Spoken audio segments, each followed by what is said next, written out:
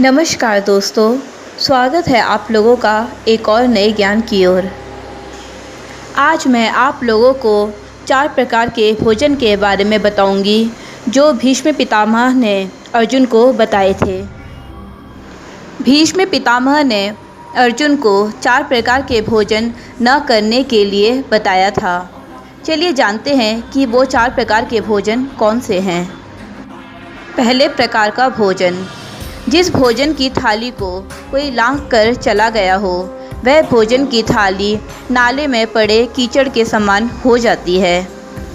इसीलिए इस थाली का भोजन हमें कभी नहीं करना चाहिए। दूसरे प्रकार का भोजन, जिस भोजन की थाली में ठोकर लग गई हो, पाँव लग गया हो, वह भोजन की थाली भिक्षरा के समान हो जाती है। ऐसी थाली का भोजन भी नहीं करना चाहिए। तीसरे प्रकार का भोजन, जिस भोजन की थाली में बाल पड़ा हो, केश पड़ा हो, वह दरिद्रता के समान होता है। ऐसी थाली का भोजन कभी नहीं करना चाहिए।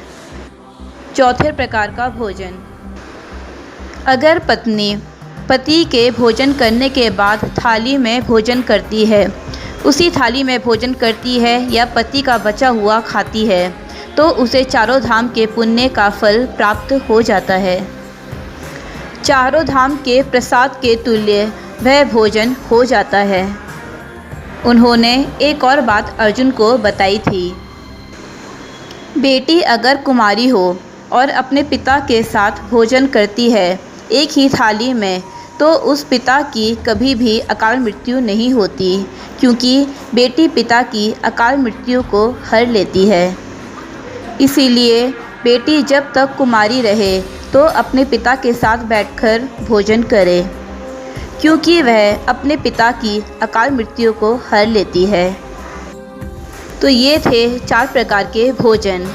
उम्मीद है आपको ये जानकारी पसंद आई होगी। Thank you for watching.